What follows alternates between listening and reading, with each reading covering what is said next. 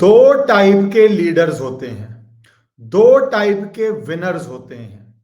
एक लीडर उस टाइप का होता है जो कहता है कि जो आसान काम है, मैं सत्ता में आ गया हूं, मैं पावर में आ गया हूं, और जो इजी काम है मैं वो सब करी जाऊं, वो भी करने को बहुत सारे होते हैं, वो करता रहूं तो जनता मुझे दोबारा इलेक्ट कर लेगी। ये होता है एक टाइप का लीडर, बिकॉज वो सत्ता में वापस आना चाहता है। उसके लिए उसको पता है कि आसान काम करो, कंट्रोवर्शियल कामों से दूर रहो, आप वापस आ जाओगे। और दूसरे टाइप का नेता होता है जो बड़े जटिल, डिफिकल्ट, टफ मुद्दों को हेड ऑन लेता है। राजनीतिक लाभ हो ना हो, वो फिर भी उनको हेड ऑन लेते हैं, क्योंकि उनको लगता है हमें सिस्टम बदलना है, हमें डेवलपमेंट एक नए पैरामीटर पे करनी है, हमें देश या प्रदेश को अलग तरह से चलाना है। ये बात बहुत साफ हो चुकी है कि असम के मुख्यमंत्री हिमंता बिस्वा शर्मा क्लियरली उस कैटेगरी में आते हैं जब जितना मर्जी टफ टॉपिक हो, जितना मर्जी उसके ऊपर प्रोटेस्ट हो, जितना मर्जी कई बारी इशू ऐसे हैं, और जो मैं इशू की बात कर भी रहा हूं जिसमें शायद उनको कोई वोट भी ना मिले, वो फिर भी अगर उनको लगता है कि प्रदेश के हित में है या प्रदेश के नागरिकों के हित में है, तो वो उस पे फुल स्पीड से लीगली आगे बढ़ते हैं। मैंने लीगली वर्ड क्यों बोला? क्योंकि वो मैंने एक नोट किया है उनके कार्यशैली में कि वो एक ऐसी लीगल बेस बनाते हैं कि उसको चैलेंज करना भी ऑलमोस्ट इम्पॉसिबल हो जाए।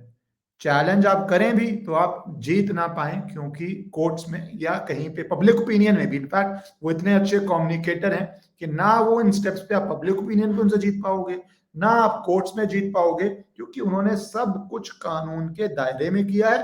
पर जब वो दायरे का अंत होता है तो पूरा सिस्टम ही बदल जाता है। वो कौन सी कहावत होती थी कि देश कोई भी चलाए सिस्टम तो हमारा है, वो सिस्टम ही बदल रहे हैं। आज इस पूरे इश्यू पे बात करूंगा। अगर आप पहली बार ही जुड़ रहे हो चैनल के साथ तो आप इसको सब्सक्राइब कर लीजिए, फेसबुक से जुड़ रहे हैं तो फॉलो कर लीजिए, लाइक कर लीजिए। सीरियस मुद्दों को हमें समझना चाहिए। क्या इससे सीरियस मुद्दा कोई देश में हो सकता है कि 14 साल की लड़की की शादी 30 साल के आदमी से हो जाए, 40 साल के आदमी से हो जाए, 16 साल की, कई केसेस में 14 से बिलो की एज में भी बात आ रही है, शादी हो जाए? क्या इसको आप लीगल है या नहीं है? तो इसका सरल आंसर नहीं है। आपको बताता हूं क्यों सरल आंसर नहीं है, तो आप बैकग्राउंड जान जाएंगे, फिर आप जान जाएंगे हिमंता बिस्वा शर्मा क्या कर रहे हैं। सरल आंसर क्यों नहीं है? चाइल्ड मैरिज रिस्ट्रेंट एक्ट है, कोई डाउट नहीं है। पॉक्सको लॉ भी है कि 18 से नीचे अगर आप फिजिकल संबंध बनाते हैं किसी माइनर के साथ तो लंबी जेल सजाएं भी हैं। अब इसका इजी आंसर क्यों नहीं है? Personal law. स्पेसिफिकली अगर मैं बात करूं तो ये पर्सनल लॉ को लेके अलग अलग हाई कोर्ट्स की अलग अलग जजमेंट्स आई हैं। जैसे कि Punjab and Haryana high court ने कहा कि जजमेंट में कहा कि मुस्लिम गर्ल थी, उसकी शादी हुई किसी आदमी के साथ, तो वो 15 साल 16 साल ऐसी थी, माइनर थी, तो कोर्ट ने कहा कि ये शादी वैलिड है। कोर्ट ने पाया कि ये शादी के ऊपर आप गर्ल की मर्जी से हो रही है तो आप इसको रोक नहीं सकते। कुछ और हाई कोर्ट्स ने कहा कि नहीं, ये पॉस्को के अंदर ऑफेंस बन जाएगा, क्योंकि ये क्वेश्चन ओपन है भाई, पर्सनल लॉ का क्या इफेक्ट होगा और पॉस्को एक्ट का क्या इफेक्ट होगा, क्वेश्चन ओपन है। अब सुप्रीम कोर्ट में केस पहुंच गया है, तो सुप्रीम कोर्ट ने नोटिस इशू कर दिया है, और ये नोटिस जब सुप्रीम कोर्ट ने इशू किया है, सारी पिटीशंस को सुप्रीम कोर्ट रूल करेगा ना इसके ऊपर कि भैया क्या आप जो पर्सनल लॉ के अंदर शादी कर पा रहे हैं, for example Muslim personal law एक है, तो उसके अंदर अगर आप 16 साल की लड़की से शादी कर रहे हैं तो क्या वो पॉस्को के अंदर आएगा, क्या वो restraint of child marriage act के अंदर आएगा, या वो लीगल आएगा? और ये इशू करते हुए नोटिस सॉलिसिटर जनरल ने ये बहस की थी, देश के तुषार मेहता ने, क्या girls who are 14 15 16 are getting married, can there be a defense of personal law? Can you plead custom? Can you plead personal law for a criminal offense? Solicitor general ने सबमिट किया। और ये बहुत अलग अलग हाई कोर्ट से case आ रहे हैं, और तभी पूरे देश के लिए इंटरप्रिटेशन चाहिए। Personal law versus POCSO versus child marriage restraint act, तो तीनों के अंदर का क्या इंटरप्रिटेशन होगा। कोर्ट ने जब नोटिस इशू किया, साथ में ये भी बोल दिया कि पंजाब हरियाणा हाई कोर्ट का जो जजमेंट है वो प्रेसिडेंट नहीं बनेगा। प्रेसिडेंट का मतलब कि बाकी कोर्ट्स में आप ये साइट करके ये नहीं कह पाएंगे कि हाई कोर्ट ने ये फैसला दिया हुआ है तो ये इस कोर्ट में भी लागू हो। ये प्रेसिडेंट नहीं बनेगा। कोर्ट अभी इस क्वेश्चन में घुस रहा है। केरला हाई कोर्ट ने एक व्यू लिया है, कर्नाटक। ये तो सारी बात हो गई कोर्ट के अंदर। अब नॉर्मल मुख्यमंत्री क्या करेगा या नॉर्मल लीडर क्या करेगा? टॉपिक को छोड़ देगा। भैया सुप्रीम कोर्ट है, जो सुप्रीम कोर्ट डिसाइड करेगा वो देश का कानून बन जाएगा। जो देश का कानून बन जाएगा उस समय कई उसको बहुत एक्टिवली इंप्लीमेंट करेंगे, कई उसके लिए इंप्लीमेंट का मतलब कई उसके लिए अफसर अपॉइंट करेंगे, कई इंस्ट्रक्शंस देंगे कि इसके ऊपर सारे पुलिस स्टेशंस को ध्यान से काम करना है, प्रायोरिटी बना के करना है। कई इस पे कुछ भी नहीं करेंगे, जो हो रहा है होने दो, ठीक है, इतने सारी चीजें हैं, होने दो। ये दोनों व्यूज हो सकते थे, इन्होंने कुछ अलग ही कर दिया। लॉ एंड ऑर्डर स्टेट का सब्जेक्ट है। चीफ मिनिस्टर ने स्टेट के सब्जेक्ट के ऊपर एक्शन ले लिया, और ऐसा एक्शन जो बहुत कम लोग एक्सपेक्ट कर रहे थे। उन्होंने ये एक्शन लिया, और मीडिया की हेडलाइंस कुछ और आ रही हैं, पर उन्होंने जो एक्शन लिया वो ये किया कि कैबिनेट ने डिसीजन लिया है कि लीगल एक्शन लिया जाएगा protection of children from sexual offences पॉक्सको के अंदर। अगर कोई यंग माइनर गर्ल से शादी भी करता है, बहुत माइनर गर्ल से शादी भी करता है, तो दो तरह की चीजें हो सकती हैं कि एक तो लीगल एक्शन लिया जाएगा depending on case to case, POCSO के अंदर लिया जाएगा या restraint of child marriage act के अंदर लिया जाएगा। दूसरी बात उन्होंने कहा, ये क्यों कर रहा हूं मैं, वो कह रहे हैं big factor behind maternal and infant mortality rate in our state is child marriage. जब आप इतने यंग होते हैं और आप मां बन जाते हैं तो ऑब्वियसली इन्फेंट मोर्टेलिटी रेट, जो बच्चा पैदा होता है उसकी लाइफ और मदर की लाइफ भी खतरे में होती है। और ये डिसीजन क्यों लिया गया? आंकड़ों के धार पे। तभी मैंने कहा था रुक जाओ, अभी मैं पूरा डिसीजन एक्सप्लेन करूंगा कि वो इतना लॉजिकल और लीगल चलते हैं क्योंकि हमारे देश में कोई भी कानून लाओ, उन्होंने साफ कह दिया कानून धर्म के ऊपर नहीं है, सब पे लगेगा। पर हमारे देश में कोई भी कानून लाओ वो अटैक बन जाता है कि अरे सेक्युलर नहीं रहे। 15, 16, 17 साल की लड़की मां ना बने, उसको कानून उसके इम्प्लीमेंट हो, ये भी सेक्युलरिज्म के आईने से देखा जाता है इस देश में।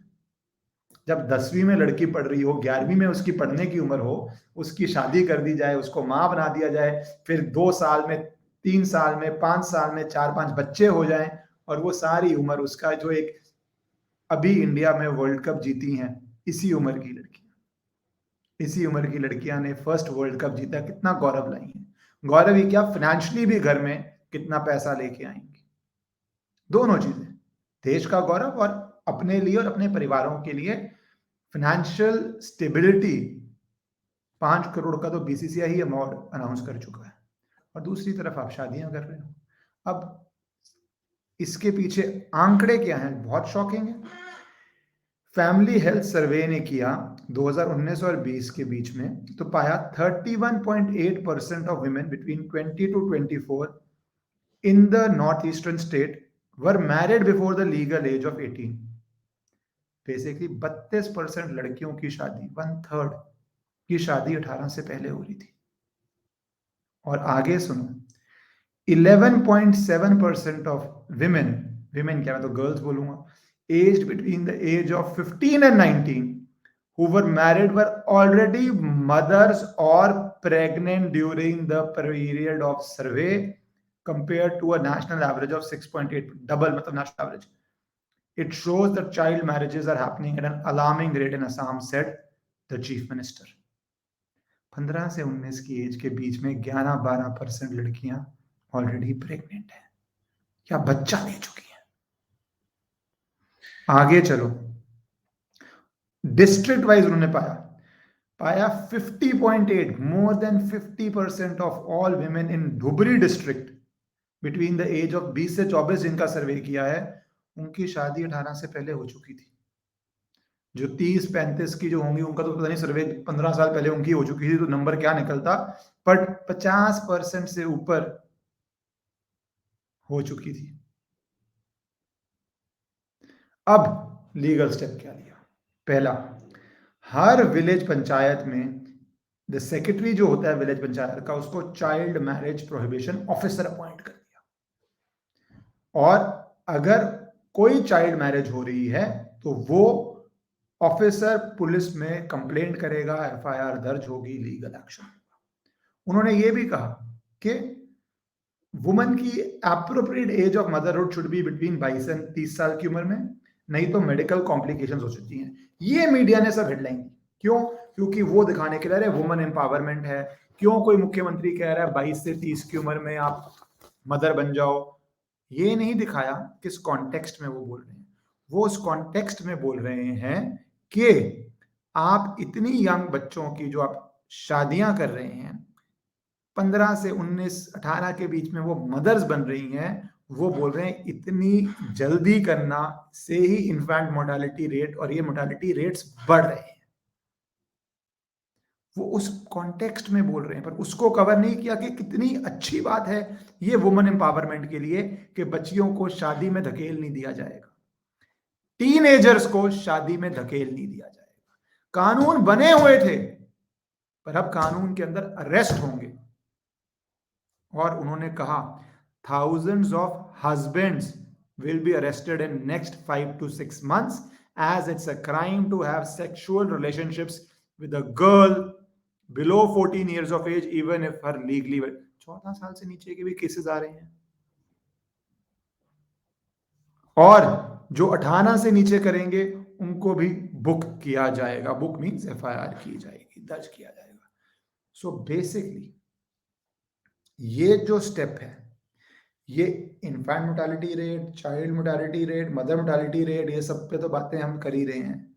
साथ ही साथ जो लोग इस पूरे सिस्टम प्रक्रिया को चला रहे हैं उनको अरेस्ट किया जाएगा। और ये बोलते ही इमीडिएट स्टेप भी हो गया। 27 जनवरी को ही 4 लोगों को अरेस्ट कर लिया गया conducting child marriage in Kuraba area of Assam. एक काजी था सहनुद्दीन अली, ग्रूम था सोनार हुसैन और 2 उसके परिवार के मेंबर थे। 16 साल की लड़की से शादी करवा रहे थे। ये इसलिए जरूरी है कि बहुत इजीली मुख्यमंत्री इस टॉपिक को अवॉइड कर सकते हैं। सुप्रीम कोर्ट में केस चल रहा है, फाइनल इंटरप्रिटेशन आने दो कि personal law versus पॉक्सको versus child marriage का क्या सुप्रीम कोर्ट डिसाइड करता है। उसके बाद जिस तरह बहुत कानून हल्के में लागू होते हैं, कुछ सख्ती से लागू होते हैं, देखा जाएगा। उन्होंने ये नहीं किया। उन्होंने कहा कि गर्ल्स को एजुकेट करना है, गर्ल्स को प्रोटेक्ट करना है। जनसंख्या के बारे में नहीं बोला, पर उन्होंने जनसंख्या पे बहुत बड़ी, हमें विषय पता है किस तरह पॉपुलेशन एक्सप्लोजन हो रहा है। और उन्होंने ये साफ साफ कर दिया कि मैं सिर्फ कह नहीं रहा हूं, मैं हर पंचायत में ऑफिसर भी अपॉइंट कर रहा हूं जिसका काम होगा। और ये स्टेटमेंट, जब स्टेटमेंट ऑफ इंटेंट आती है गवर्नमेंट से, तो ब्यूरोक्रेसी भी बहुत एक्टिव हो जाती है और इमीडिएट अरेस्ट के केसेस भी आने शुरू हो गए हैं। तभी मैंने कहा 2 तरह के होते हैं नेता। एक वो जो कहते हैं लो हैंगिंग फ्रूट, जो कार्य आसान है वो करी जाओ, वेलफेयर के कार्य करी जाओ और यही काफी है। और कुछ होते हैं जो कहते हैं नहीं, बड़े मुद्दे हैं, विवाद के मुद्दे हैं। जैसे उन्होंने स्टेट फंडिंग ऑफ मदरसा रोक दी थी। आपको पता है सरकारी स्टेट के फंड से मदरसा एजुकेशन हो रही थी जो, और वो हाई कोर्ट ने भी अपहोल्ड की। वो होते हैं जो लेते हैं मुश्किल फैसले, कठिन फैसले। उनको इतना कॉन्फिडेंस होता है कि जो मैं जनता के लिए वेलफेयर के कर रहा हूं, जो जनता के लिए लॉ एंड ऑर्डर पे कर रहा हूं, जो जनता के लिए सड़क, बिजली, पानी सब पे काम कर रहा हूं, वो तो मैं करता ही रहूंगा। पर जो मुश्किल मुद्दे हैं उनको भी टैकल करूंगा अपनी सत्ता में, उसमें वोट हो या ना हो। पर वो प्रदेश के लिए अच्छा है, लड़कियों के लिए अच्छा है और सोसाइटी एट लार्ज के लिए अच्छा है। मुझे लगता है जितने ज्यादा से ज्यादा लीडर्स, चाहे एमएलए हो, एमपी हो, मुख्यमंत्री हो, ये काम करें उतना ही देश के लिए अच्छा है। भारत माता की